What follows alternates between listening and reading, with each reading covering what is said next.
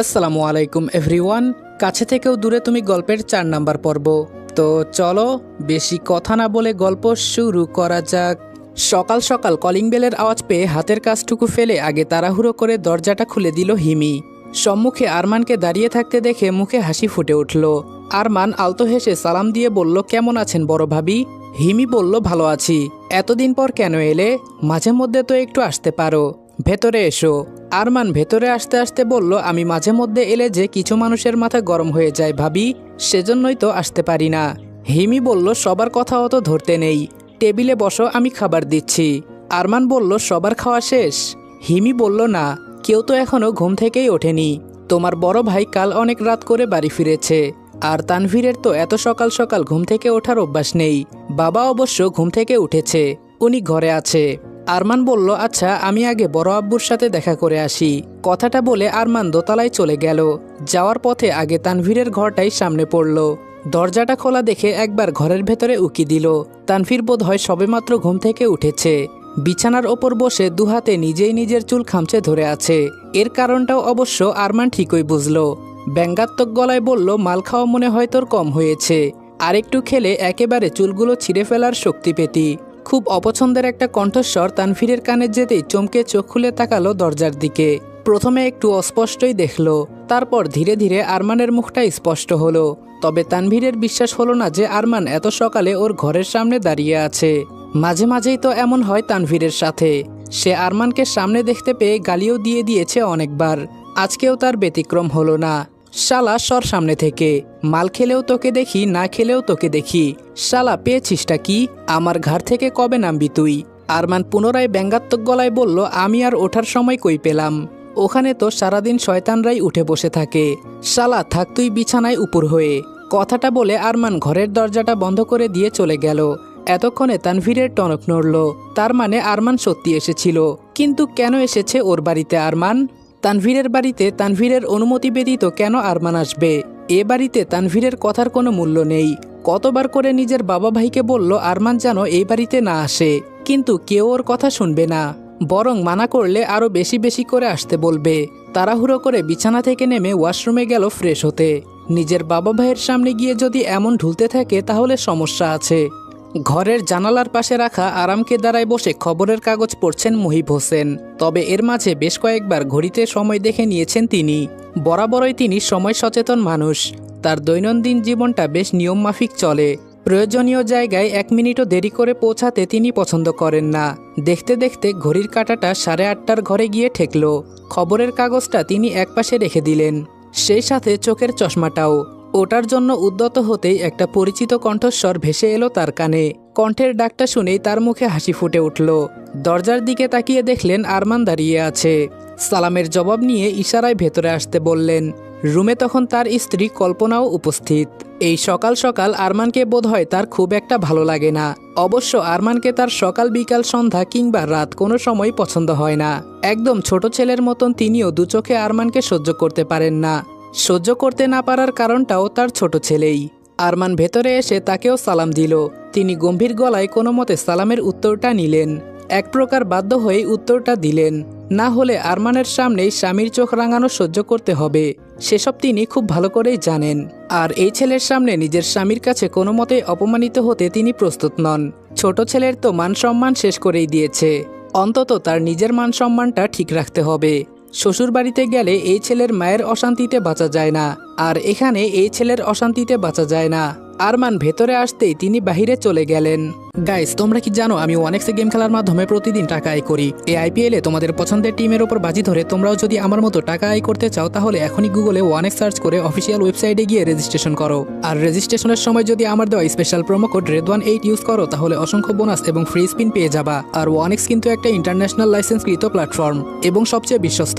এখানে তোমরা ক্রাশ ক্রিস্টালের মতো গেম খেলে সহজেই টাকা আয় করতে পারবে, এবং বিকাশ নগদের মতো সকল মোবাইল ব্যাংকিং অ্যাপের মাধ্যমে সহজেই তোমরা তোমাদের জেতা টাকা তুলতে পারবে। আর 24 ঘন্টা 7 দিন কাস্টমার সাপোর্ট সুবিধা তো রয়েছেই। তাই আমি এটা ব্যবহার করে আমার রেগুলার হাত খরচের টাকা আয় করি, তোমরাও ট্রাই করে দেখতে পারো। মুহিব হোসেন হাত বাড়াতেই আরমান তার দিকে একটু ঝুঁকে গিয়ে কাঁধে কাঁধ মেলালো। আরমানের মাথায় তিনি স্নেহের হাত বুলিয়ে দিয়ে বললেন, কেমন আছো তাওসিফ? আরমান আশেপাশে বসার মতন কোনো জায়গা পেল না, তাই মুহিব হোসেনের পায়ের কাছেই মেঝের ওপরে বসে পড়ল। মুহিব হোসেনও তাকে বাধা দিল না। আরমান প্রায়ই এমন করে। আলতো হেসে আরমান জবাবে বলল, ভালো আছি বড় আব্বু, আপনি কেমন আছেন? মুহিব হোসেন বললেন, এই তো বাবা ভালো আছি। প্রচারণার কাজ কেমন চলছে? কোনো ঝামেলা হয়েছে কি? আরমান বলল, এখন অবধি তো হয়নি, আশা রাখছি সামনেও হবে না। কেননা আমি আমার দলের ছেলেদের বলে দিয়েছি যদি ওরা উস্কানি দেয় তারপরেও যেন ঠান্ডা থাকে। মুহিব হোসেন বললেন, সবসময় ঠান্ডা থাকাটাও ঠিক না, মাঝে মাঝে বিপরীত পাশের মানুষটাকেও ঠান্ডা করতে হয়। আশা করছি এই নীতিটা জানো। আরমান মুচকি হেসে বলল, চিন্তা করবেন না, রাজনীতিটা আপনার থেকেই শেখা। বরাবরই আমি আপনার নীতি অনুসরণ করি। এখন বলুন, এত সকাল সকাল আমায় তলব করে পাঠিয়েছেন কেন? মুহিব হোসেন বললেন, তানভীরের মুখে শুনলাম তোমার নাকি অ্যাক্সিডেন্ট হয়েছিল, আমায় তো কিছু জানাওনি। আরমান বুঝলো যে তানভীর শুধু অ্যাক্সিডেন্ট হওয়ার কথাটাই জানিয়েছে, কিন্তু ওর গাড়ির সাথেই যে অ্যাক্সিডেন্টটা হয়েছে সেসব বলেনি। আরমানও আর সেই কথাগুলো তুলতে চাইল না, তুললে এখন একটা অশান্তি হবে। আবার মুহিব হোসেন তানভীরকে ডেকে বকাবকি করবে, তানভীর আবার রেগে যাবে, আরমানের প্রতি ওর থাকা ঘৃণা আরও বেড়ে যাবে। আর সেসব আরমান কখনোই চায় না। আরমান বলল, সে তো গত পরশু হয়েছে, আর তেমন বড় কোনো অ্যাক্সিডেন্ট না, শুধু বাইক থেকে একটু পড়ে গিয়েছিলাম, হালকা পাতলা হাত পা কেটে গিয়েছিল, এই আর কি। মুহিব হোসেন বললেন, এটা কি কাকতালীয় নাকি কেউ ইচ্ছে করে করেছে? খবর পেয়েছো এই ব্যাপারে কিছু? আরমান চেয়েও বলতে পারল না যে ব্যাপারটা তানভীর ইচ্ছাকৃতভাবে ঘটিয়েছে, এটা কাকতালীয় ব্যাপার না। আরমান মুহিব হোসেনকে মিথ্যে বলে না, শুধুমাত্র তানভীরের ব্যাপারগুলো ব্যতীত। তানভীরকে এতবার বাঁচিয়েছে, ওর জন্য আরমান মুহিব হোসেনকে এত মিথ্যে বলেছে, তবুও তানভীর ওকে সারা জীবন ভুল বুঝে গেল। আজকে আরও একবার ওকে বাঁচানোর জন্য মিথ্যেটা বলতে হলো আরমানকে। আরমান বলল, না বড় আব্বু, তেমন কোনো ব্যাপার না, সাধারণ একটা অ্যাক্সিডেন্ট। মুহিব হোসেন তীক্ষ্ণ দৃষ্টিতে আরমানের দিকে তাকিয়ে কিছু একটা পর্যবেক্ষণ করার চেষ্টা করলেন। আরমান খুব তাড়াতাড়ি নিজের দৃষ্টি নামিয়ে নিল। মুহিব হোসেন হাসলেন, আর কিছু জিজ্ঞেস করলেন না তিনি। চেয়ার থেকে উঠে দাঁড়িয়ে আরমানকে বললেন, চলো খেতে যাই। আরমানও আর কোনো কথা না বাড়িয়ে মুহিব হোসেনের পিছু পিছু নিচে চলে গেল। নিচে আসতেই ডাইনিং টেবিলে মুহিব হোসেনের বড় ছেলে তাওকিরকেও দেখতে পেল। সেই সাথে তানভীরও বসে আছে। হিমি আর কল্পনা মিলে টেবিলে খাবার সাজাচ্ছে। তাওকির জানতো না যে আরমান এসেছে। আরমানকে দেখতেই চেয়ার থেকে উঠে এসে আন্তরিকতার সাথে ওকে জড়িয়ে ধরল। টুকটাক কিছু কথাবার্তার পর আরমানকে নিয়ে গিয়ে নিজের পাশের চেয়ারে বসালো। মুহিব হোসেন আর তাওকির বেশ হেসে হেসেই আরমানের সাথে টুকটাক গল্প করছেন, রাজনীতির বিষয় নিয়ে আলোচনা করছেন, যেগুলো তানভীরের মোটেও পছন্দ হচ্ছে না। কই, ওর সাথে তো কখনো এসব নিয়ে কথা বলে না, সবাই আরমানের প্রশংসা করে। কই, কখনো তানভীরের একটু প্রশংসা তো কেউ করে না। মুহিব হোসেন কত ভরসা দেখায় আরমানের প্রতি, তানভীরের প্রতি তো কখনো এতটা ভরসা দেখায় না। খাবারের প্রতি রুচি উঠে গেল তানভীরের। প্লেটটা সামনের দিকে একটু ঠেলে দিয়ে উঠে দাঁড়ালো। কাচের প্লেটটা কাচের জগের সাথে ধাক্কা খাওয়ায় বেশ জোরেই শব্দ হলো। কিছুটা পানি টেবিলের উপরেও পড়ল। এতে বেশ ক্ষেপে গেলেন মুহিব হোসেন। রাগান্বিত গলায় তানভীরকে উদ্দেশ্য করে বললেন, এসব কোন ধরনের বেয়াদবি? তানভীর পাল্টা রাগ দেখিয়ে বলল, আমি তো বেয়াদবই, তোমাদের চোখে শুধুমাত্র আমার বেয়াদবিগুলোই ধরা পড়ে, আর তো কিছু ধরা পড়ে না। কথাটা বলে তানভীর চলে যেতে চাইলে তাওকির গম্ভীর গলায় ওর নাম ধরে ডেকে উঠল। তানভীরের সাহস নেই ওর বাবা কিংবা ভাইয়ের ডাক উপেক্ষা করে যাওয়ার, বাধ্য হলো থামতে। তাওকির চেয়ার থেকে উঠল না, শুধু খাবার হাতটা থামিয়ে গম্ভীর গলাতে তানভীরকে উদ্দেশ্য করে বলল, সমস্যা কি তোর? তানভীর বলল, আমার কি সমস্যা হতে যাবে ভাই, তোমাদের কি সমস্যা সেটা বরং তোমরা আমায় বলো। তাওকির বলল, স্পষ্ট ভাষায় কথা বল, ঘুরিয়ে পেঁচিয়ে আমাদের সাথে কথা বলার কোনো প্রয়োজন নেই। তানভীর বলল, আমি স্পষ্ট ভাষায় কথা বললেই বা তোমরা কোথায় বোঝো ভাই? তোমাদের কি আমায় নিয়ে কোনো মাথা ব্যথা আছে? সারাদিন রাত তুমি আর বাবা শুধু আরমান আরমান বলতেই থাকো, আমার কোনো মূল্য আছে তোমাদের কাছে? ওই আরমানের জন্য আজকে আমি সহসভাপতি পদের জন্য দাঁড়াতে পারলাম না, এর জন্য কি তোমরা আমাকে সান্ত্বনা দিয়েছিলে? একবারও ওকে গিয়ে বকেছিলে? ওর থেকে কৈফিয়ত চেয়েছিলে যে কেন আমার সাথে এমনটা করলো? আরমান একটা দীর্ঘশ্বাস ছেড়ে বলল, তোকে আর কতবার বলবো তানভীর, এসবে আমার কোনো হাত নেই। তানভীর বলল, একদম বাজে কথা বলবি না, আমি জানি তুই আমার নামে দলে খারাপ কথা বলেছিস, তুই বলেছিস আমি এসবের যোগ্য না। আরমান কিছু বলতে গেলে তাওকির হাত উঠিয়ে ওকে থামিয়ে দিল। এবারে নিজে চেয়ার থেকে উঠে গিয়ে দুহাত বুকে গুজে তানভীরের সামনাসামনি দাঁড়িয়ে বলল, কে বলেছে তোকে এসব কথা? কোনো প্রমাণ আছে? তোর কাছে কি কোনো সাক্ষী আছে? তানভীর আমতা আমতা করে বলল, প্রমাণ সাক্ষীর কেন প্রয়োজন? আমার মুখের কথা কি তোমাদের জন্য যথেষ্ট নয়?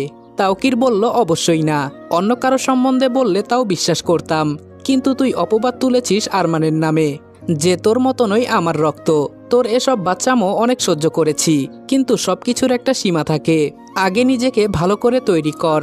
তোকে বারবার করে বলেছি রাজনীতিতে আসিস না, তুই রাজনীতির জন্য তৈরি হোসনি, কিন্তু শুনলি না তো আমার কথা। এর থেকে যদি পড়াশোনায় মন দিয়ে ব্যবসা দেখাশোনা করতি তাহলে তোর উপকার হতো। তানভীর বলল, নাও। অমনি আমার খুদ ধরা শুরু হয়ে গেল তোমাদের, তাই না? তোমরা কেউ কখনো চাওনি আমি রাজনীতিতে উন্নতি করি। তোমরা সবাই আমার পথে বাধা হয়ে দাঁড়িয়েছ। আরমানকে তো বাদ দিলাম, তোমরা আমার নিজের বাবা ভাই হয়েও আমার বিরুদ্ধে গিয়েছ। তোমাদের কাউকেই প্রয়োজন নেই আমার। আমি নিজ থেকেই নিজের উন্নতি করব। একদিন আমি তোমাদেরকেও দেখিয়ে দিব যে রাজনীতি আমার জন্য। কথা বলে হনহন করে হেঁটে তানভীর উপরে চলে গেল। তাওকিরও আর খেতে বসল না, চুপচাপ ঘরে চলে গেল। ওনার পেছন পেছন মুহিব হোসেনও চলে গেল। এবারে তেতে উঠলেন কল্পনা। সরাসরি আরমানকে উদ্দেশ্য করে তিনি কিছু বলতে পারলেন না। একা একা রাগ দেখিয়ে হা হুতাশ করে বলতে লাগলেন, কে জানে কার নজর লেগে যায় মাঝে মাঝে আমার সংসারে, কার কালো ছায়া পড়লে আমার সংসারটায় এমন অশান্তি শুরু হয়। ছেলে স্বামী কেউ সকালে খেলো না। খোদা তুমি বলো কে নজর লাগিয়েছে আমার সুখের সংসারের ওপর। আরমান ফিক করে হেসে ফেলল। আরমান জানে কল্পনা ওকে উদ্দেশ্য করেই কথাগুলো বলছে। মানুষটা যে দু চোখে আরমানকে সহ্য করতে পারে না, সেটাও আরমান খুব ভালো করেই জানে। আরমান খাওয়া ছেড়ে মোটেও ওঠেনি, বরং প্লেটের খাবারটুকু শেষ করে কল্পনাকে উদ্দেশ্য করে বলল, আপনার সুখের সংসারে অশান্তি লেগে যায় আপনার জন্যই বড় আম্মু। ছোট ছেলেকে একটু মানুষ করুন। খোঁজ খবর কি রাখেন যে ছেলেটা আজকাল মদের নেশায় ডুবে থাকে? এমন চলতে থাকলে রিহ্যাবে পাঠাতে হবে আপনার আদরের ছেলেকে। কল্পনা মনে মনে আরমানকে কড়া কিছু কথা শোনানোর জন্য প্রস্তুতি নিলেন, তবে সেই সুযোগ ঠিক হয়ে উঠল না। তার আগেই মুহিব হোসেন আর তাওকিরকে আসতে দেখে তিনি চুপ করে গেলেন। সেখানে দাঁড়ালেনই না, নিজের ঘরে চলে গেলেন। তাওকির আরমানকে আসতে বলে মুহিব হোসেনকে নিয়ে চলে গেল। আরমান বেসিন থেকে হাত ধুয়ে পেছন ফিরতেই দেখল হিমি তোয়ালে নিয়ে দাঁড়িয়ে আছে। আরমান সেটায় হাত মুছে হাস্যোজ্জ্বল কণ্ঠে হিমিকে উদ্দেশ্য করে বলল, আজকে আসি ভাবি, রান্নাগুলো খুব সুন্দর হয়েছিল। আরমান যেতে ধরলে হিমি ওকে পেছন থেকে ডাকলো। আরমান পেছন ফিরে তাকিয়ে কিঞ্চিত ব্যস্ত গলাতেই বলল, কিছু বলবেন ভাবি? হিমি ইতস্ত ভঙ্গিতে বলল, একটা কথা বলার ছিল তোমায়। আরমান বলল, হ্যাঁ বলুন। হিমি বলল, তুমি একটু সাবধানে থেকো কেমন? আরমান কপাল কুঁচকে প্রশ্ন করল, হঠাৎ এই কথা? হিমি বলল, এমনি বললাম। তোমার বড় ভাই বলে যে কোনো নির্বাচনের আগে নাকি ঝামেলা বেশি হয়। তোমার ভাই আরেকটা কথাও বলে, রাজনীতিতে কাউকে বিশ্বাস করতে নেই, নিজের কাছের মানুষদের কেউ না, নিজের বন্ধু বান্ধব কাউকে না। তুমি নিজের খেয়াল রেখো, তানভীরকেও একটু দেখে রেখো, ও যেন খারাপ পথে চলে না যায়। ছেলেটাকে নিয়ে আমরা সবাই খুব চিন্তায় থাকি, জানি ওর মাথায় একটু গরম, তবে খারাপ না। আরমান আনমনে হেসে বলল, যে মানুষ মারতে চায় তাকে ভালো কি করে বলি ভাবি? হিমি বলল, কিছু বললে? আরমান নিজেকে স্বাভাবিক করে বলল, না ভাবি কিছু না, চিন্তা করবেন না আপনি, আমি নিজেরও খেয়াল রাখবো, সেই সাথে তানভীরেরও। আজকে আসি। সকালবেলা ঘুম থেকে উঠে গোসল করে একটা নতুন সুতি শাড়ি পরল প্রার্থনা। ভেজা চুলগুলো শুকনো গামছা দিয়ে মুছে গামছাটা বারান্দার গ্রিলের সাথে রেখে দিল। আয়নার সামনে গিয়ে দাঁড়িয়ে নিজেকে একবার খুব ভালোভাবে দেখে নিল। ঠোঁটের কোণাটা কালচে হয়ে গেছে, গলার কিছু জায়গাতেও নখের দাগ বসে গেছে, কিছু কিছু জায়গায় লাল হয়ে উঠেছে। সেসব দিকে খেয়াল দিল না প্রার্থনা। চুলটা আঁচড়ানোর জন্য চিরুনিটা হাতে নিতে ধরে খেয়াল করলো হাতে বল পাচ্ছে না। পরে হাতের দিকে নজর দিতে মনে পড়ল একটা আঙ্গুলে বেশ ভালোই আঘাত পেয়েছে। ফাহাদ মুচড়ে ধরেছিল, সেই আঙ্গুলটা ফুলেও উঠেছে। প্রার্থনা অন্য হাতে সেখানে হাত বোলাতে ধরলেও ব্যথায় কোকিয়ে উঠল। তবে প্রার্থনার সেই ব্যথাগুলো এই বাড়িতে দেখার মতন কেউ নেই। সেই কোন সকালে ফাহাদ বেরিয়ে গেছে। রাতে যে নিজের নববিবাহিত স্ত্রীর প্রতি কি অমানুষের মতো অত্যাচার চালিয়েছে সেসবে তার না কোনো খেয়াল আছে, আর না কোনো অপরাধবোধ। সকালে একবার জিজ্ঞেস করার প্রয়োজন মনে করেনি তুমি ঠিক আছো কিনা, বরং দ্বিতীয়বারের মতো নিজের অমানসিক অত্যাচার চালিয়ে চলে গেছে। আর প্রার্থনাকে সেই সব কিছু চুপচাপ সহ্য করে যেতে হয়েছে। যদি দু একবার মুখ ফুটে নিজেকে বাঁচানোর জন্য অনুরোধ করেছে, তার বিনিময়ে ফাহাদের হাতের কিছু থাপ্পড় হজম করতে হয়েছে। আর প্রার্থনার কাছে তো সেসব হজম করা ছাড়া আর কোনো উপায় নেই। উদ্গীরণ করতেও পারবে না, গলায় আটকে রাখলেও নিজেরই কষ্ট হবে, তাই বাধ্য হয়েছে হজম করতে। প্রার্থনা ভাবল, গতকাল যদি ফাহাদের জায়গায় সাহিত্য থাকতো তবে কেমন কাটতো ওর বিয়ের প্রথম রাতটা। অবশ্যই অন্যরকম কাটতো। সাহিত্য তো ফাহাদের মতন এত নির্দয় না। সাহিত্য প্রার্থনাকে ভালোবাসতো, ওর প্রতিটা ছোঁয়া হতো ভালোবাসাময়, ভীষণ কোমল। মাঝে মাঝে কি সুন্দর প্রার্থনার জন্য কবিতা লিখত। রোজ নিজের ভালোবাসার গল্প শোনাতো প্রার্থনাকে। সেই মানুষটা কি ফাহাদের মতন এমন নির্দয় হতে পারে? কখনোই না। হ্যাঁ, যদি ফাহাদের জায়গায় সাহিত্য থাকতো তবে প্রার্থনার বিয়ের প্রথম রাতটা অন্যরকম কাটত, জীবনটাই অন্যরকম হতে পারত। প্রার্থনার এসব ভাবনার মাঝেই ঘরে ফারিহা এলো। মেয়েটাকে দেখতে বেশ হাসি খুশি লাগছে। এসেই পেছন থেকে দুহাতে প্রার্থনাকে জড়িয়ে ধরে বলল, কেমন আছো ফুপি? ফারিহাকে আসতে দেখে প্রার্থনা তাড়াহুড়ো করে নিজের চোখের জলটা মুছে নিয়ে মুখে একটা মিথ্যে হাসি ফুটিয়ে তুলে বলল, ভালো আছি আম্মু, তুমি কেমন আছো? ফারিহা বলল, সকাল সকাল তোমায় দেখে খুব ভালো লাগছে। জানো, আগে তো সকাল হতে না হতেই বাবা আর চাচু বেরিয়ে যেত। আমিও সকালে একা একাই তৈরি হয়ে স্কুলে যেতাম। স্কুল থেকে ফেরার পরও বাসায় একাই থাকতাম। কিন্তু এখন তুমি আছো, তোমাকে দেখে আমার খুব ভালো লাগছে। প্রার্থনা হাসলো। ফারিহা প্রার্থনাকে ছেড়ে ওর সামনে দাঁড়িয়ে বলল, তোমায় কিন্তু খুব সুন্দর লাগছে ফুপি। কথাটা বলতেই ফারিহার নজর গেল প্রার্থনার ঠোঁটের কোনায় কালচে দাগটায়। আলতো করে সেখানে হাত বুলিয়ে দিয়ে প্রশ্ন করল, এখানে কি হয়েছে? প্রার্থনা বলল, কিছু হয়নি। ফারিহা বলল, আরে বললেই হলো নাকি, আমি দেখতে পাচ্ছি জায়গাটা কেমন কালো হয়ে আছে। প্রার্থনা বলল, ও এমনি, আমার কথা বাদ দাও, তুমি বলো সকালে খেয়েছো? ফারিহা হয়তোবা বুঝতে পারল যে প্রার্থনা কথাটা এড়িয়ে যেতে চাইছে, তাই নিজেও আর কোনো কথা বাড়ালো না। টুকটাক কিছু কথাবার্তা শেষ করে প্রার্থনার হাত ধরে নিয়ে যেতে চাইলে প্রার্থনা ব্যথায় আর্তনাদ করে উঠল। ফারিহা তৎক্ষণাৎ হাতটা ছেড়ে দিয়ে চিন্তিত গলায় বলল, কি হলো? আমি তো খুব জোরে ধরিনি হাতটা। প্রার্থনা ব্যথায় কুচকানো মুখ নিয়ে বলল, হাতে ব্যথা পেয়েছি। ফারিহা বলল, কেন, কি হয়েছে হাতে দেখি? প্রার্থনা বলল, একটা আঙ্গুল ব্যথা করছে, বুঝতে পারছি না মচকে গেছে না ভেঙে গেছে। ফারিহা আলতো করে প্রার্থনার হাতটা ধরে দেখল একটা আঙ্গুল ফুলে গেছে। এবারে যেন ফারিহার কাছে ব্যাপারটা বেশ পরিষ্কার লাগলো। প্রশ্নাত্মক গলায় জিজ্ঞেস করলো, বাবা তোমায় মেরেছে তাই না? মেয়ের কাছে তার বাবার এমন কুকীর্তির কথা বলতে প্রার্থনার নিজেরই বিবেকে বাঁধল। মিথ্যে কোনো অজুহাত দিতে নেবে তার আগেই ফারিহা বলে উঠল, মিথ্যে বলো না, বাবা আম্মুকেও মারতো আমি জানি, তোমাকেও নিশ্চয়ই মেরেছে। প্রার্থনা আর কিছুই বলল না। এই ছোট মেয়েটাকে আর কি বা নালিশ করবে? বড় বড় মানুষগুলোই তো কষ্ট বোঝে না, সেখানে এই ছোট মেয়েটা ওর কষ্টগুলো শুনেই বা কি করবে? ফারিহা দুহাতে শক্ত করে জড়িয়ে ধরল প্রার্থনাকে। মেয়েটা কেঁদেই ফেলেছে। ক্রন্দনরত গলায় বলল, তুমি আরজু ফুপির মতন কেন হতে পারলে না? আজকে যদি তুমি আরজু ফুপির মতো হতে কিংবা আরজু ফুপি এখানে থাকতো তাহলে তোমার সাথে এসব হতে দিত না। প্রার্থনা একটা দীর্ঘশ্বাস ফেলল। ফারিহা ভুল কিছু বলেনি। আরজু এখানে থাকলে আজকে প্রতিশোধ নিত, ওর আপার গায়ে হাত তোলার প্রতিশোধ নিত। পার্কে বেঞ্চের উপর বসে আছে আরজু।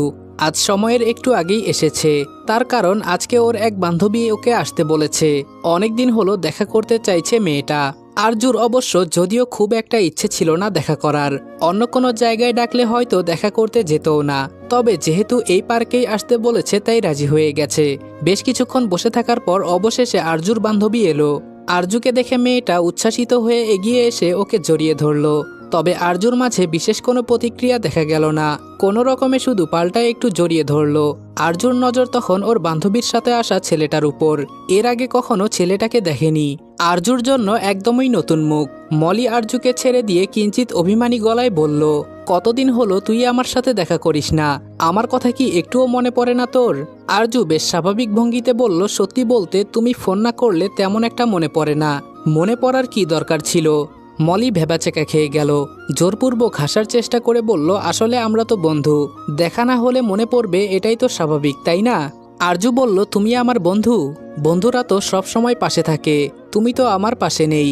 বন্ধুরা তো কখনো তাদের বন্ধুকে ছেড়ে চলে যায় না, তুমি তো আমাকে ছেড়ে চলে গিয়েছো। বন্ধু মানে যে প্রয়োজনের সময় পাশে দাঁড়ায়। আমি তো তোমায় কল করেছিলাম আমার প্রয়োজনে, কিন্তু তুমি তো রিসিভ করনি, তাহলে তুমি আমার বন্ধু হলে কি করে? মলি ভেবাচেকা খেলো নাকি অবাক হলো নিজেই ঠিক বুঝতে পারল না। যুক্তি দিয়ে বিচার করতে গেলে আরজুর কোনো কথাই ভুল না, তবে সবসময় সত্যি কথা মুখের উপর বলে দিতে হবে এরও তো কোনো মানে নেই, তাই না? মলির কাছে অন্তত মনে হলো এখন আরজু এই সত্যি কথাগুলো না বললেও পারত, অন্তত ওর নিজের কাছে একটু হলেও কম অপরাধবোধ অনুভূত হতো। সে যাই হোক, মলি আরজুর এসব কথা খুব বেশি মনে নিল না। জানে মেয়েটা সবসময় সত্যি কথাই বলে, একদম ঠাস ঠাস করে মুখের উপর বলে দেয় সবকিছু। নিজের সাথে আনা ছেলেটাকে দেখিয়ে আরজুকে বলল, আচ্ছা বাদ দে সেসব কথা, এইটা তোর দুলাভাই, আরজু একবার ছেলেটার দিকে তাকালো। আরজুকে তাকাতে দেখে জুবাইর হালকা হেসে একটু আন্তরিকতা জানানোর চেষ্টা করলো, তবে আরজুর মুখ দেখে তার নিজের মুখের হাসিটাও হাওয়া হয়ে গেল। আরজু মলির দিকে তাকিয়ে বেশ সহজ স্বাভাবিক গলায় প্রশ্ন করলো, এর আগেও যে একজনকে এনে পরিচয় করিয়ে দিয়েছিলি দুলাভাই বলে, উনি কোথায় তাহলে? তুমি এক মেয়ে হয়ে কয়জনকে বিয়ে করবে? আরজু কথা শেষ করার সাথে সাথে মলি ওর মুখ চেপে ধরলো। মলি টেনে আরজুকে একটু সাইডে নিয়ে এসে বলল, এসব কি বলছিস তুই? কার সামনে কি বলতে হয় জানিস না? আরজু বলল, কেন তুমি ওনাকে বলনি যে এর আগেও তোমার কারোর সাথে সম্পর্ক ছিল? সম্পর্কের শুরুতেই যদি মিথ্যে বলো তাহলে সম্পর্ক টিকবে কি করে? পরে উনি জানলে তো কষ্ট পাবেন। মলি বলল, আরে ভাই আমি বলেছি ওকে, কিন্তু বারবার ওর সামনে কথাগুলো তোলার কি দরকার? তুই চুপ থাক। আর কি তখন থেকে তুমি তুমি লাগিয়েছিস? আরজু বলল, তুই বলে ডাকার সম্পর্ক এখন আর নেই। তুমি ঠিক আছে। যাই হোক, তোমার কথা শুনে আমার মনে হচ্ছে তুমি ওনাকে ঠকাতে চাইছো। একটা কথা মনে রেখো, রিভেঞ্জ অফ নেচার নামে একটা কথা আছে। আজকে তুমি ওনাকে ঠকালে কাল কিন্তু উনিও তোমাকে ঠকাতে পারে। একবার ওনার বিশ্বাস ভাঙলে উনি আর কখনোই তোমায় বিশ্বাস করতে পারবে না। আর 2 দিন পর পর ভালোবাসা বদলানো ছেড়ে দাও। এগুলোকে ভালোবাসা বলে না, এগুলোকে বলা হয় টাইম পাস। অবশ্য ভালোবাসবেই বা কি করে? ভালোবাসা বলতে কিছু হয় নাকি? আপনাকে বোধ হয় কখনো কেউ ভালোবাসেনি, তাই না মিস? সেজন্য আপনি ভালোবাসাতে বিশ্বাসই করতে পারেন না। আবারও সেই পরিচিত কণ্ঠস্বর। আরজুর ভালো লাগে না এক মানুষের সাথে বারবার একই জায়গায় দেখা হলে। কেন ঘুরে ফিরে লোকটা ওর সাথে কথা বলতে আসে? সে কি বুঝতে পারে না যে আরজু বিরক্ত হয়? তবে আরমান আসাতে মলি যেন হাফ ছেড়ে বাঁচল। এখন নিজের ওপরেই রাগ হচ্ছে। মনে হচ্ছে কেন জুবাইরকে নিয়ে আরজুর সাথে দেখা করতে এসেছিল। ওর তো বোঝা উচিত ছিল যে মেয়েটা এমনই শটান, মুখের উপর সব বলে দেয়। একটা দীর্ঘশ্বাস ছেড়ে আরমানকে উদ্দেশ্য করে বলল, ভাগ্যিস আপনি ঠিক সময়ে এসে আরজুকে থামালেন ভাইয়া, না হলে এই মেয়েটা আমার অবস্থা খারাপ করে দিচ্ছিল। আরমান আলতো হেসে বলল, ওনার কথা শুনে আমার মতো মানুষের পর্যন্ত ঘাম ছুটে যায়, আর সেখানে আপনার অবস্থা যে খারাপ হবে এটাই স্বাভাবিক। তো মিস আরজু, ভালোবাসার প্রতি আপনার ঘৃণার কারণটা জানতে পারি? আরজু বলল, জেনে কি আপনার কোনো উপকার হবে? আরমানের মনে হলো যদি বলে উপকার হবে না তাহলে হয়তো আরজু বলবেও না, তাই মাথা নাড়িয়ে হ্যাঁ বোধক উত্তর জানালো। যেহেতু আরজু বুঝতে পারলো যে উত্তরটা জানালে আরমানের উপকার হবে, তাই ভাবলো বলা যেতেই পারে। উপকার হবে তার মানে প্রয়োজনীয় কথা, আর প্রয়োজনীয় কথা বলা যেতেই পারে। আরজু বলল, ভালোবাসার প্রতি আমার আলাদা করে কোনো ঘৃণা নেই। ভালোবাসা জিনিসটাই ঘৃণিত। ভালোবাসা মানে কেউ না কেউ কষ্ট পাবে, কেউ না কেউ কাউকে ঠিকই ঠকাবে। ভালোবাসা মানে কোনো একজনের প্রতি আমাদের ঘৃণা ঠিকই তৈরি হবে, তার মানে ভালোবাসা ঘৃণিত। আরমান বলল, কোথায় লেখা আছে এরকম কথা যে ভালোবাসলে কেউ না কেউ কষ্ট পাবেই? আরজু বলল, লেখা না থাকলে নতুন করে লিখে নিন। প্রত্যেকটা বিষয় কোনো না কোনো সময় কেউ না কেউ কোথাও লিপিবদ্ধ করেছে। এই কথাটা হয়তো আজ অবধি কোথাও লেখা নেই। এবার থেকে না হয় আপনি আপনার মনে এটা লিপিবদ্ধ করে নিন, কাজে লাগবে। আরমান বলল, আপনার কি মনে হয় না আপনি মানুষটা একটু অদ্ভুত? আরজু বলল, আমি অদ্ভুত হলেই বা কি আর স্বাভাবিক হলেই বা কি? যেখানে আমি মরে গেলেও কারো কিছু যায় আসবে না, সেখানে আমি মানুষটা অদ্ভুত, তাতে কি আসে যায়? আপনাকে একটা কথা বলছি, আমার পিছু নেবেন না, আমি নিষেধ করে দিচ্ছি। আরমান একটু শব্দ করে হেসে উঠে বলল, আরে আমি তো আপনার পিছু নেইনি। ওই যে দেখছেন জুবাইর, ও আমার বন্ধু। ও আমাকে এখানে আসতে বলেছিল, এজন্যই এসেছি। আরমানের কথার প্রেক্ষিতে আরজু আর কিছু বলল না। যেহেতু আরমান প্রমাণ করেই দিল যে আরজুর পেছনে পেছনে আসেনি, তাহলে তো আরজুর কিছু বলা মানায় না। আরমান যেখানেই যাক তাতে আরজুর কি? সরাসরি দৃষ্টি নিক্ষেপ করলো মলির উপর। হালকা গম্ভীর গলায় বলল, আমি আসছি। আরজুর কণ্ঠ শুনে মলির আর আটকানোর সাহসই হলো না। আরজু চলে যেতে নিলে আরমান ওর সামনে গিয়ে দাঁড়ালো। আরজুর মুখভঙ্গি দেখে বোঝা গেল না বিরক্ত হলো নাকি রেগে গেল। আরমান ওকে কিছু বলার সুযোগ না দিয়েই নিচ থেকে বলে উঠল, আমার পাওনা টাকাটা দেবেন না? আরজুর অভিব্যক্তি বদলে গেল। একটু চিন্তিত লাগলো আরজুকে, কিংবা লজ্জিতও বলা চলে। টাকার কথাটা ভুলে গিয়েছিল। ব্যস্ত গলায় আরমানকে বলল, দুঃখিত, আমি আসলে ভুলে গিয়েছিলাম বিষয়টা অন্যান্য চাপে।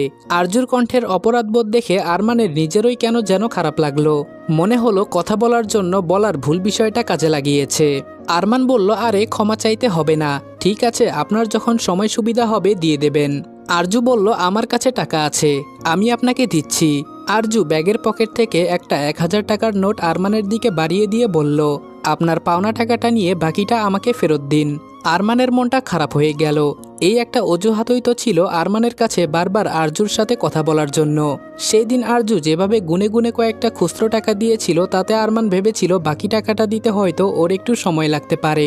হোক টাকার পরিমাণটা অল্প, কিন্তু সেটুকু আরজুর জন্য বিশাল।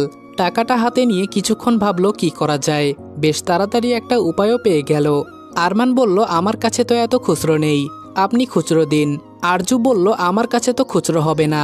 আচ্ছা একটু দাঁড়ান, আমি ব্যবস্থা করছি। আরজু নোটটা হাতে নিয়ে মলিকে দিয়ে বলল, খুচরো আছে কিনা। মলির কাছে খুচরো নোট আছে। যেই সাই জানাতে যাবে অমনি দেখলো আরমান ইশারায় না বলতে বলছে। মলি বেশ তাড়াতাড়ি আরমানের ইশারাটা বুঝতে পেরে বলল, নেই। আরজু এবার একটু বিপদে পড়ল। আগ বাড়িয়ে গিয়ে কাউকে বলবে খুচরো আছে কিনা সেসব আরজুর দ্বারা সম্ভব না। বলা যায় আগ বাড়িয়ে গিয়ে কারোর সাথে কথা বলতে পারবে না আরজু। কোনো উপায় না পেয়ে আরমানের কাছে গিয়ে অপরাধী গলায় বলল, আমাকে ক্ষমা করবেন, আসলে আমার কাছে এখন খুচরো নেই, আর একটা দিন অপেক্ষা করুন। কথা দিচ্ছি আমি আগামীকাল ভার্সিটি গিয়ে আপনাকে ফেরত দিয়ে দেব। আরমান বলল, আরে ঠিক আছে, এত ব্যস্ত হতে হবে না, আপনার যখন সুবিধা হয় তখন দেবেন। আমরা তো নিজেরই মানুষ, একে অপরের থেকে টাকা ধার নেব, বিপদে আবার ফেরত দেব, এটা তো স্বাভাবিক ব্যাপার, এত ব্যস্ত হবেন না। মুহূর্তের মাঝে আরজুর মুখভঙ্গি আবারও গম্ভীর হয়ে উঠল। সেই পূর্বের ন্যায় গম্ভীর গলাতে বলল, এই পৃথিবীতে কেউ নিজের হয় না, নিজের রক্তের মানুষই হয় না, নিজের মা বাবাও নিজের হয় না, সেখানে আপনি কে? আপনি কেন আমার নিজের হতে যাবেন? আরমানের হাসি হাসি মুখটা চুপসে গেল। এই মেয়েকে কখন কি বললে যে রেগে যায় কিছুই বুঝে উঠতে পারছে না। ভালো কথা বললেও রেগে যায়, খারাপ কথা বললে তো কোনো কথাই নেই, তাহলে বলবেটা কি?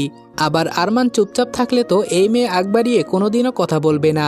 তাহলে আরমানও যদি চুপ করে থাকে তাহলে সম্পর্কটা এগোবে কি করে, প্রেমটা হবে কি করে? ভালোবাসার প্রতি এই মেয়ের যে পরিমাণে তীব্র ঘৃণা, একে তো এখন সরাসরি বলাও যাবে না যে ওর সাথে প্রেম করতে চায়। বলা যায় না আবার যদি থানায় গিয়ে মামলা করে দেয়। আরমানকে চুপ করে থাকতে দেখে আরজু ফের বলে উঠল, দেখেছেন, আমার এক যুক্তির কাছে চুপ করে গেছেন। আপনি যদি সত্যি আমার নিজের মানুষ হতেন তাহলে আপনি জোর গলায় আমাকে নিজের মানুষ হিসেবে দাবি করতেন, সেজন্য ভাবনা চিন্তা করে কথা বলবেন। আরমান অসহায় মুখ করে বলল, আমি যদি জোর গলায় দাবি করতাম আপনি তখন বলতেন কোন অধিকারে এভাবে বলছি? আপনি আসলে চানটা কি আমার থেকে বলুন তো, আমি কি করলে আপনি খুশি হবেন? আরজুর ভ্রুদয়ের মাঝে সূক্ষ্মভাব সৃষ্টি হলো। সন্দেহী গলায় প্রশ্ন করল, আমায় খুশি করে আপনার কি লাভ? আমার থেকে তো আপনার কিছু পাওয়ার আশা নেই, উদ্দেশ্য কি আপনার? আমার থেকে একটা ভোট পাওয়ার জন্য এমন করছেন? আরমান এবারে কিঞ্চিত বিরক্তিমাখা গলায় বলল, রাখুন তো আপনার ভোট, আপনার একটা ভোটের জন্য আমি এত কষ্ট করব? কিছুই কি বোঝেন না আপনি? আর সব কিছুতে এত লাভ ক্ষতি খোঁজেন কেন?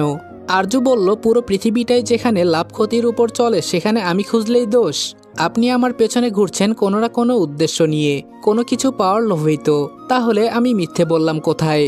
আরমান অনেক কষ্টে নিজেকে সংযত করে মুখে একটু হাসি ফুটিয়ে তুলে বলল, আমি তো বলিনি আপনি মিথ্যে বলছেন, আপনি মিথ্যে বলতেই পারেন না। তবে একটা কথা বলি আপনাকে, বলতে পারেন উপদেশ। মাঝে মাঝে একটু হেসে হেসেও কথা বলা যায়, তাতে অপর পাশের মানুষটা একটু নার্ভাস কম হবে। এই দেখুন আমি হাসছি, হেসে হেসে কথা বলছি, সেজন্য আপনি নার্ভাস হচ্ছেন না, কিন্তু আপনার গম্ভীর কণ্ঠ শুনে আমি নার্ভাস হচ্ছি। আরমানের কথায় আরজুর অভিব্যক্তির কোনো পরিবর্তন ঘটল না। কাটকাট গলায় বলল, আপনি নার্ভাস হচ্ছেন তার কারণ আপনি জানেন, আপনি নিজে যুক্তিহীন কথা বলছেন। আর আমার কথায় যে যুক্তি আছে সেটা আমিও জানি, আপনিও জানেন। নিজের ওপরে কনফিডেন্স থাকলে অপর পাশের মানুষ যে গলাতেই কথা বলুক না কেন আপনি কখনোই নার্ভাস হবেন না। যখন স্টেজে উঠে সবার সামনে বক্তব্যে নানা কথা বলেন তখন নিজের উপর কনফিডেন্স থাকে, এজন্যই আপনি নার্ভাস হন না। সেই কনফিডেন্সটা সবসময় নিজের মাঝে ধরে রাখবেন। এখন আসছি। আরমানের আর সাহস হলো না আরজুর সামনে গিয়ে দাঁড়ানোর। এবার যদি আটকানোর চেষ্টা করে মেয়েটা নির্ঘাত ওকে মেরে ফেলবে। আরজু যেতে আরমান একটা স্বস্তির নিঃশ্বাস ফেলল। বেশ বড়সড় একটা ঝড় বয়ে গেল ওর উপর দিয়ে। জুবাইর আরমানের কাঁধে হাত রেখে বলল, ভাই ঠিক আছিস তুই? কেন ওর সাথে লাগতে গিয়েছিলি? আমার তো মনে হয় মেয়েটা পাগল। আরমান ঝাড়ি মেরে বলল, একটা থাপ্পড় লাগাবো, আর একদিন পাগল বললে তোকে পাবনা পাঠিয়ে দিব, ভাবি ডাকবি ভাবি। আরমানের মুখ থেকে এমন কথা শুনে মলি শব্দ করে হেসে উঠে বলল, ওকে করবেন বিয়ে? অসম্ভব, আরজু তো ব্রত করেছে বিয়ে না করে জীবন কাটাবে। আর জুবাইর যে ওকে পাগল বলেছে এটা ভুল কিছু বলেনি, পরিস্থিতির চাপে ও পাগলই হয়ে গেছে। আরমান প্রশ্নাত্মক গলায় জিজ্ঞেস করলো, কেমন পরিস্থিতি? কিসের পরিস্থিতি? কি হয়েছিল ওর সাথে? মলি বলল, এত কিছু তো জানি না, ও নিজের সম্বন্ধে কিছু বলে না, তবে আমি বুঝতে পারি ওর পারিবারিক কিছু সমস্যা আছে। আরমান আর কোনো কথা বাড়ালো না, আরজুর ব্যাপারে ভাবতে ভাবতে সেখান থেকে চলে গেল।